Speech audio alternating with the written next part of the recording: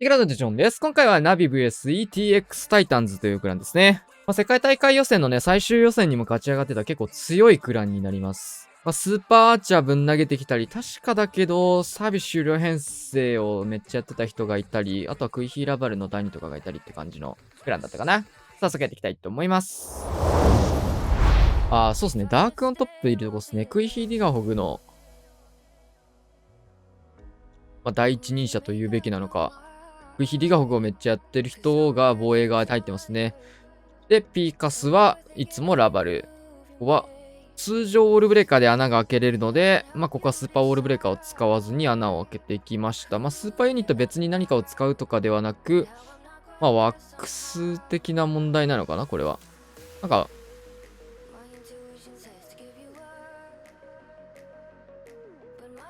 ウォールブレーカーの数も結局持ってくるの一緒ならスーパーウォールブレーカーでもいいような気もしないではないが難しいですね、この辺の。で、ストライカーをキングに回せつつ、テスラも生えて、シングル IT のターゲットを取るためにスケルトンもきつつ、ロイヤルチャンピオン6時展開。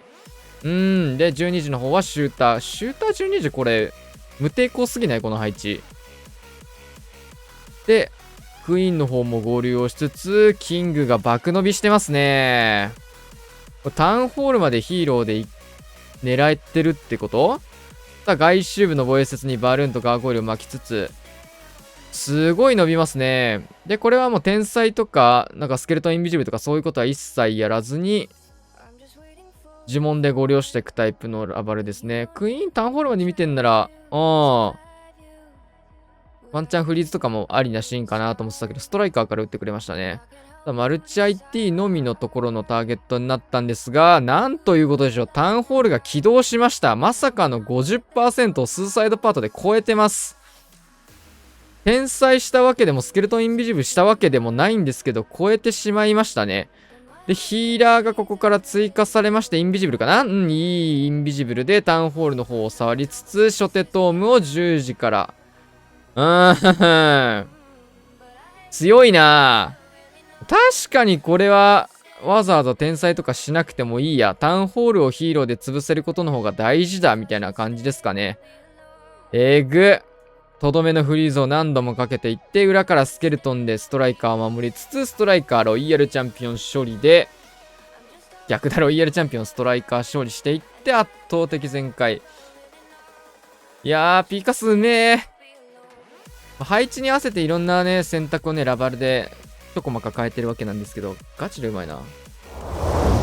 ダークオントップ、ディガホグやってたっていう話もしたんですけど、同じような感じなのかな。ルートライダー編成、ウォールブレーカー拡張からのバーバリアンテスラチェック。かなりタウンホール区画は火力高いんですけど、テスラかなんか、ポイズンタワーでここはシューターからのベビードラサイドカット、スニゴブまで使って、それは多分テスラチェックの意味合いもあるスニゴブかなと思います。リクスケルトンも出てきてしまいました。しっかりシューター合わせられるか？見えてる？見えてる。タウンホールの方にこの誘導うまいですね。ちゃんとこっちに向かうの分かってて、スニゴブも走らせてトルネードの解除も一応狙いに行くようなイメージもあったかな。結果的にはトルネード巻き込まれたんですけど、タウンポイズンに巻き込まれないような、美味しい、これは動きになりましたね。で、バイクのところまで、そうですね、ウォールブレーカー1回安いのとこつけつつ、9時からここはルートライダー発進。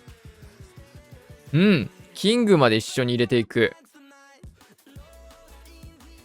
そうなるとこれを、でもルートライダーが穴開けしてくれるから9時の方はウォールブレーカー開ける必要なくて、中心部の方にここはフリーズもしっかり合わせつつ、ポイズンターンも合わせてもよかったかなって気もするんですけど、ここはしょうがない。で、エングに返してポイズン打ちつつ、スケルトンの呪文シングル IT のね、ターゲットを取るために置いてもいましたね。ただ、ポイズンターンも被るところなので、これは。いいインビジブル。アイゴレが破裂する。シューターの方も4時のところは区画を削りつつ、シングル IT を先に折ることができてから、ここフリーズかクロークかですが、クロークをしっかり割いていって、これ自分で打ってますね。大事。で、終点がマルチ IT とモノリスの区画になってくるんですけど、なぜかまだトームが残ってます。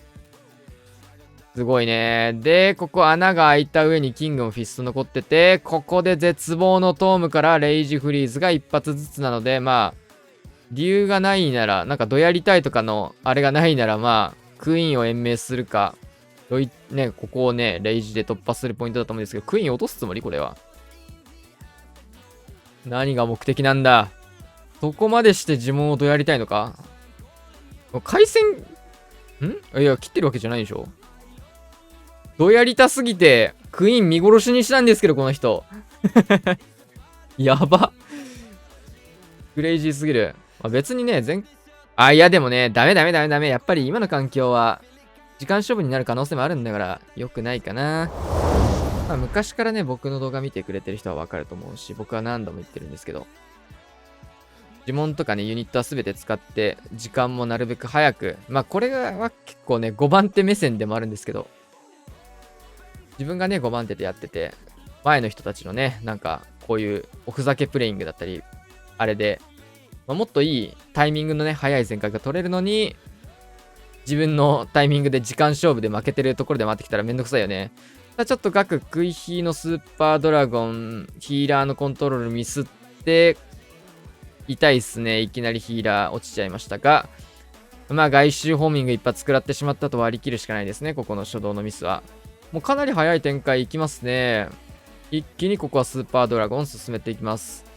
スーパードラゴン専門家からするとね、これはかなり形としては綺麗なあれだし、クイヒーパートで呪文を初動でね、リターン以外に使ってないんでね、そこもいいところかなと思います。ただちょっとここ、マルチアーチャーターとモノリスのところとアーチャーが被って、HP 高いな。すごいホーミングが2個ある。で、ここで一気のヒーリングトームだと思うんですけど、ここは回復させていかなきゃない。クイーン危ない。オートクローク。クイーンにレイジを置きつつ、スーパードラゴンの方はもうレイジが打つか打たないかって感じですけど、フリーズワンチャン構えててもよかったかな。そうですね、フリーズ打って、キングを流しつつロイヤルチャンピオン投げていきます。ね、ガク最近このロイヤルチャンピオン使い始めたよね、スキン。多分、リーグのやつだよね、このロイちゃん。あんま使ってる人見ない。使ってる人いないことに価値を見出してるもはや。さあ、ここからフリーズ、レイジ、インビジブルと1枚ずつあって、いいフリーズ。ここフリーズのバリューはでかいですね。レイジもあるんで、ロイちゃん咲いても良さそうなところですけど、これはもはや。ロイちゃん咲きましたね。かなり、ちょっと、いきなりヒーラー落とされて、クロークもね、咲いたりはしたんですけど、やっぱプラン自体がやっぱ強いっていうところと、強いんですよね、スーパードラゴンが今の環境ってか、ユニットとして強いんだよね、環境じゃなくて。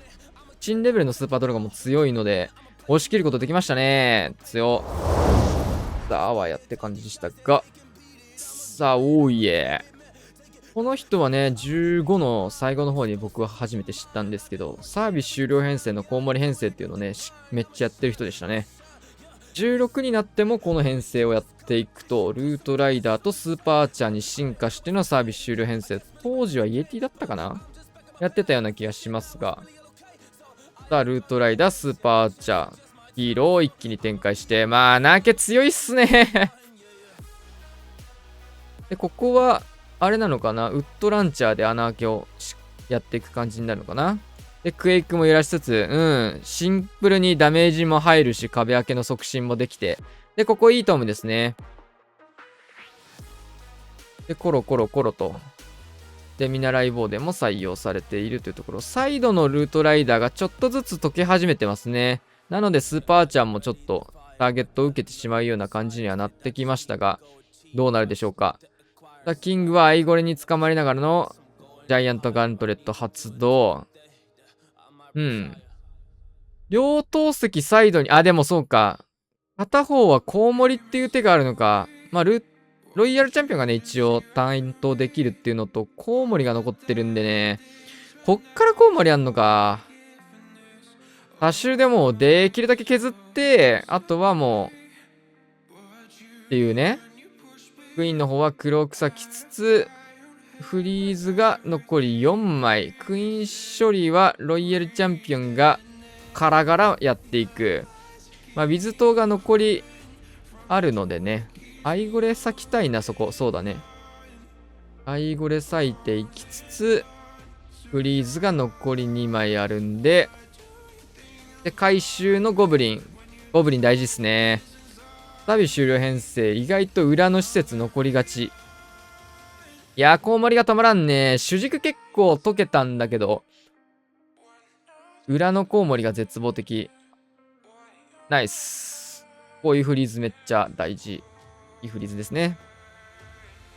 で、コウモリは金庫とかタンク系に関してはね、こうして攻撃力が落ちてしまうので、回収ユニットとしてゴブリンを合わせるっていうのはさっきも言った通り強いですね。で、ウィザードとかも残しつつ、まあ、サービス終了編成はね、昔からたくさんやってる人なので、この辺の理解度が高いんだなって感じです。うん。他の施設はコウモリが最強に早いと。必要16でもサービス終了編成。まあ、僕のイメージだと、なんか今のサービス終了編成って、なんかコウモリ編成よりももっとゴリ押しでいくようなことが多かったりすると思うんですけど、まあ自分のスタイルコウモリを貫いてやってるのは面白いかなっていうところですね。カズマくん61天才の、ルートライダー編成、まあ結構得意でたくさんやってる感じかな。エレクトロタイタンのところをルートライダーに変えたことでね、毎度言ってるんですけど、ジャンプが節約できるので、まあ呪文としてまあ火力も出やすいっていうところ。さあ、ここはモノリスの区画をきれいに落とすことで、これはタウン裏のルートが綺麗になりましたね。ただ、シューター刺すとすると、迫撃砲がバンバンバンバンバンとあると、3時の区画が相当迫撃でシューター対策されてるような配置になっております。あとは、この迫撃をどうにかかわしていかなきゃいけないんですけど、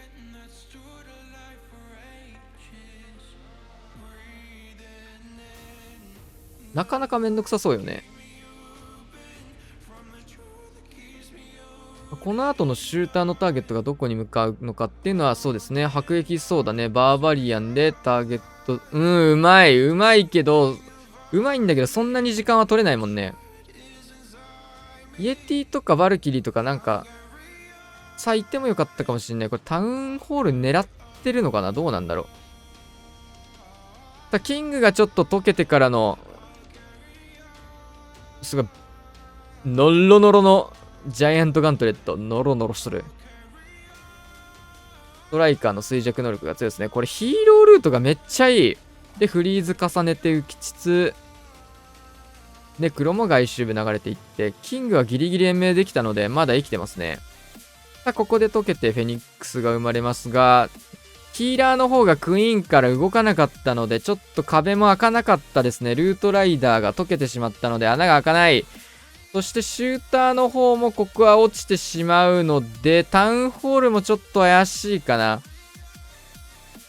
シューターは延命できたかもしんないですね、ユニット次第で。このルートで、ババアチャであれは同時展開するの結構難しい上に時間もね、結構取れないんでね。もしかしたらユニットなんか忘れたって可能性もあるけど、まあババアチャ結構持ってきてるから、タイミング見て取り続けるっていうのを最高率でやればそれが一番って考えてたのかな。まあなかなか難しかったっすね。本体ユニットも出さなきゃいけないんでね、同時で。ただここからタウンホールも残ってて大工がどんどん直してるので、ここ修正するの難しいですよ。まあ、久しぶりにこうやってね、このメンバーのチコってるアタック見たね。ルート自体は超綺麗だったんだけどな、ロイ。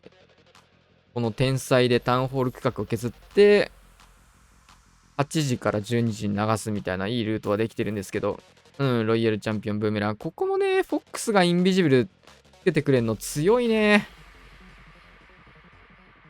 呪文のタイミングもいろいろ完璧なんですけど、時間が足りなく間に合わない。うまいんだけどってやつですね。さあ出ました、シカリキング。突撃艦しか使わない人で、スーパーアーチャーが多かったんだけど、なんか、クローン入ってないんで、突ウィズかガゴが飛んできそうですね。両方やる人ですね、ウィズもガゴも。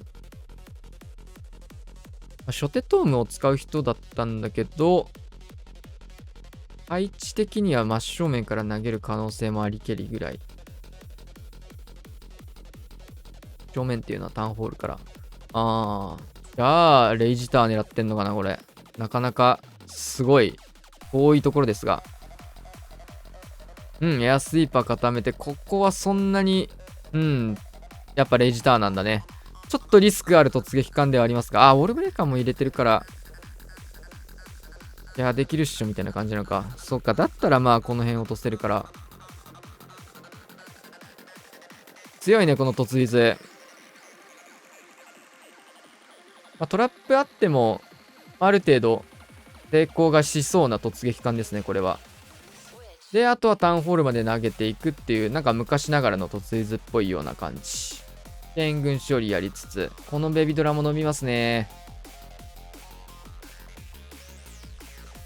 援軍処理も安全にできる。安全地帯入っちゃったな。これはもう、得意の形入ったなって感じですけど、これも他の動画でも言ったんだけど、アイゴレが破裂するの待ってから、もうちょい待つか、まあダメージが入ってからでもよかったかなっていうところですね。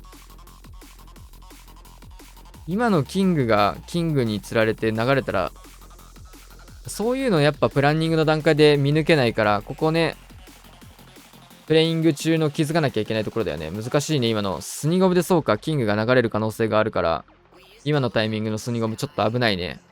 早めにやってテスラチェックも加味して、少しタイミング見計らないと、キングにキングが釣られて外周流れちゃうとちょっと怖いな、今の。そこまで考えて、プランニングできると、まあ、より事故率は減らせるかなって感じなんで、ちょっと僕は今後の参考にしようかなって思います。たまにね、こういうの定期的な発想にないミスみたいなのがね、起こったりするからね、そういうパターンあるんだ、みたいな。普段なんか何気なく成功し続けちゃうプレイングのところだから。さあ、ここはフリーズとスケルトンで守りつつ、裏のマルチ IT というところをね、終点に持っていくんですけども、ラバルの量が圧倒的ですね。まあ、これは突立とヒーローパートがもう、まあ、突立が決まった時点でもう勝ちかな。ヒーローパートもタウンホールまでしっかり伸ばすことができたので、まあ、めちゃめちゃ安心して攻めれたアタックじゃないかなって思います。もう突立通った時点で、はい、勝ちみたいな感じだよね、これ。強い。さあ、星さんは、突アチャかな。ガゴかアーチャーが入ってそうなんですけど、これを見るとアーチャーがめっちゃ出てきそうな感じがします。さあまずはラバル飛ばしていって、ホーミングしっかり吸っていく。で対空砲も降り切るようなバルーンも投げて、さあ、この突撃艦は中止。ガーゴですね。まあ、ガーゴイルでも同じような仕事はできるっていうところと、トラップをちょっとケアしたのかな、陸罠の方を。いや、だいぶ削れてはいますね。まあ、ガゴ採用したことで援軍は陸は釣れなかったっすね。まあ、ポイズン持ってきてないんで、まあ、タイタン処理をするっていうことかもしれないんですけど。まずはアーチャーとガーゴイルをポツンと置きつつクイーン展開。穴開けのウォールブレーカーを持ってきてないので、もうルートライダーで。ウォーデンまで行くんだ。なるほど。で、ウォールブレーカー代わりのルートライダーです。なるほど。ルートライダー発進しっかり穴が開くことはできたんですけど、トーム打ちましたね。これルートライダーの延命の穴開け、延命ですね。これによってルートライダーが穴を開けてくれたので、伸ばすことができている。さあ、フリーズは一発撃つかな。撃っても良さそうだけど、まあ、ここはもう、キングのターゲットなので、いいかなって感じですかね。撃ちました。アイゴレか。アイゴレのフリーズですね。めっちゃいいタイミングで破裂したな、これ。キングを伸ばしてるね。なんとも。さあ、ここからラバルパートも同時並行で進ませていくんですけど、空に対応する範囲ダメージの防衛説がもうすでに消えてるっていうのがこのプランの強いところですね。なんか結果的にフリーズもインビジブルも残っちゃいましたね。で、ブーメランがポコーンと飛んできて、クロークも余って、強い。圧倒的全開すぎる。なんかラバルも、こうやって見るとすごい強いな。61天才ダニー。まあ、結構ね、15の時は、V ヒーラバルを一番手にやることの多かった人ですけど、61天才ラバルスタート。どこ転載するかな。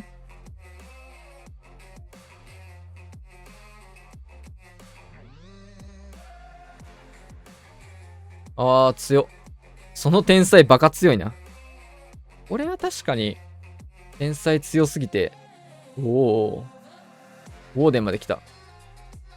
突イエティをかましていく。トーム。かけていって、レイジを置いていきますが、ここにはトルネードが対応していきます。ただ、タウンホールは起動できてないんですけど、いいトルネードでしたね。ここで起動してフリーズ置いて、あとはタウンホールまで飛ばせるかどうか。際どいところ、レイジも切れたぞ、フリーズが。これは落としきることができない。これは熱い。激アツ防衛。ウォーデンまで割いてトーム打ってったんですけど、こういうやつって真正面結構トルネードは あること多いからね。トラップが完璧にはまりましたね。ここからリカバリーしなきゃいけない上にラバルパートでウォーデンいないんでしょ。本来のプランならばタウンホール落としてヒーローパートおそらく9時から流してこの辺をぶっ飛ばしていく。これが決まってたら確かにプランニングが相当強い。タウンホール残りましたね。ドイちゃん投げるのかな。嫌なリクスケ。しかもこれディギー採用だ。ボックスじゃないので、これ相当 HP 削られていって、ダイクもぶっ飛ばしていきますが、これは相当いい防衛。次も黒臭いった。あとは、どこでだけ伸ばせるかですが、9時からもサンドイッチのラバルを進めていきます。で、スケルトンを置いてるんで、ロイヤルチャンピオンのね、ターゲット取ってるってイメージなんですけど、ストライカーがちょっとまだ投げれないですね。ここで投げていきます。残り1体だしね。で、ヘイストが一発あるというところ、ここは裏から飛ばしていくんだけど、結構リカバリーとしてはいいですね。伸びてはいるんですけども、当然ヒーローパートで落としたかったところが丸々残ってるので、9時の区画っていうのは残っていきました。プランニング上、タウンホールまで落とすことができてれば、いけたって感じかな。そういうプランなんでね、タウンホール落とせなかった時点で大崩れしてしまいました。ただ、相当伸びてますね。カズマくんが88とかだったかな。88は超えられてしまったので、破壊率のリードの方はね、対戦相手が持っているというような形。結構事故ったんだけどね。超伸びたね。あれを94まで伸ばすのはすごいというべきか、環境的にもやっぱ伸びてしまうというべきか。ヒーローが強いんでね。オーデンのいないラバルでもしっかり伸びていきましたね。さあ、クラウス、スーパーボーラー。リガーが1体いますね。回収用なんかな、これは。どういう使い道するんでしょうか。スニゴブサイドカットで、テスラのケアもするような目的はあるかもしれないけど、これは、サイドカットかな。スニゴブで金庫削りに行ってる。ちょっと大工にも直されてしまってるので、うまいこと削れない。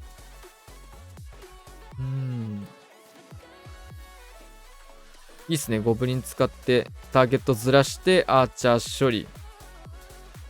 うまいね、今の。バーバリアンとかもうないんで。で、ここでテスラチェックのホグライダー完璧。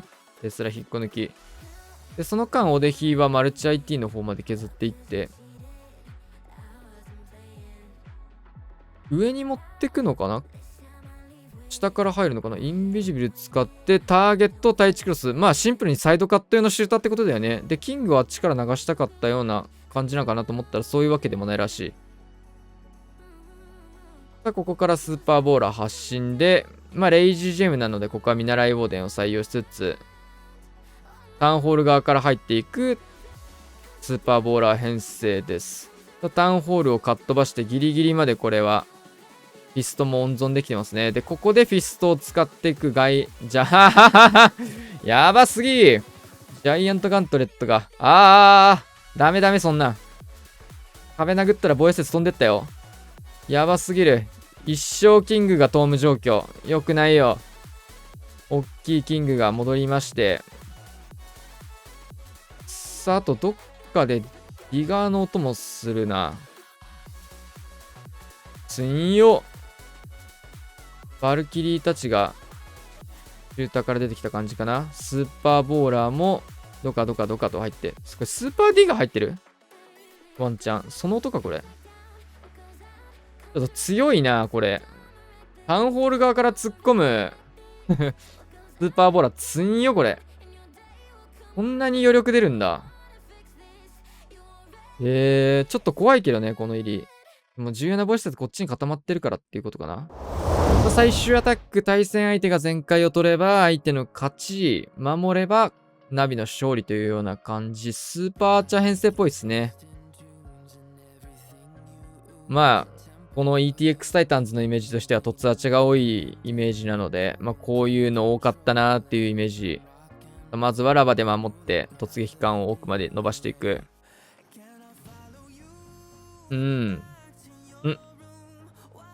まあ、トルネア出るけど、この正面から投げるとね、かかるからね、角度ずらして投げていくっていうのほんと大事っすね。ちょっと別の動画でも、どっちが先に上がってるかわかんないけど、言ってるんですけど、この手の配置はスパーチャ対策で置いてあることも結構多分としてあるので、投げるんだったら角度をつけて投げなさいというのがとっても大事な感じです。さあこのスパーチャは中心部を削る目的ですね。タウンホールは残ってて OK というもの。さあシングルインフェルノまで折ることができるのは相当強い。タウンホール裏のそれを、タウンホールはじゃあキングで拾うのかな、そこから開けるってことは。まあ、エングはもうタイタン完結ですね。キング単発で開けるのちょっともったいない気もするけどな、それ。アイゴレロイちゃんだったのかな。穴開けするならアイゴレロイちゃんの可能性はワンチャンある。ロイヤルチャンピオンをこの大砲から流してアイゴレをいいタイミングでここから刺せば一応フリーズつけれるよねみたいな目的なのかなと思ったらクイーンでしたね。全然違いました。ロイヤルチャンピオンはクイーンの代わりにこっちにつけている。なんとも面白い。まあより確実にタウンホールを取れる方としてクイーンをタウンホールサイド、結構もうスーサイドみたいな目的で投げてくんだよ。あれクイーンそれってねやっちゃったね。クイーン流れてるよ。そしてルートライダーの先陣を切ってロイヤルチャンピオンが走っていく。これがね、ディギーの弱いところなんだよな。クイヒールートライダーもね、何度かやってるんだけど、結構一瞬でレッドゲージになっちゃうんだよね、ロイヤルチャンピオンが。クイーン帰ってきちゃった。まあ、クロークは結果的にはタウンホールに合わせることができて、やってることってやっぱ12時からタウンホールまでなんだよ。だからこれロイちゃんでも同じことできたと思いますけど、プランニングの段階でテスラケアが危ないって感じなのかな。まあいろいろ。ちょっとこれ止まんないっすね。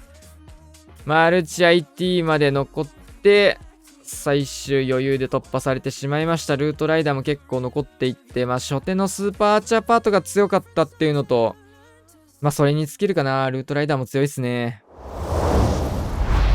はい、というわけでね、終わりました。14対14の破壊率の方で対戦相手が勝利という形になりました。まあ、対戦相手もね、世界大会のもう本当に最終予選までね、勝ち上がっていたクランだったので、まあシンプルに実力があって強い。まあ、そういったクランとこの環境で当たると、やっぱりこうしてね、14対14っていう一つのミス、一つの破壊率で決まってしまうようなね、ちょっと厳しい試合になることが多いですね。まあ、今後、ちょっとこういったね、難しい試合が増えるとなると、ちょっと選手たちのストレスも、まあ僕も選手時代結構こういう環境の方がストレスは溜まるっていうか、感じかなっていうのは、まあ、僕の感覚ではあるので、まあ、もちろん前回取れてればね、いいんですけど、14点とか取ったり、15点取った上で負けるのってなんやねん、この環境ってなるだけじゃん、やっぱり。まあ、タウンホール15の難しかった環境っていうのに運営側はね、ちょっと反省を生かして全開率を上げようっていう試みで16が調整されてしまっているので、この環境なんですけど、まあちょっと選手たちとかトップ層の方からすると、少し差がつきづらかったり難しい環境にはなってるんですけど、まあね、ゲームバランスっていうのは運営が決めてそれに対応できるチームがね、勝って強くなるべきだとは思うので、まあ、文句は言うことはできるけど、変えることはできないんでね、環境は。まあ、僕はもう選手関係ないんで、応援するだけなんで、頑張ってください。はい。というわけで今回はこんな感じで終わりたいと思います。チャンネル登録、高評価よろしくお願いします。次のお会いしましょう。さよなら。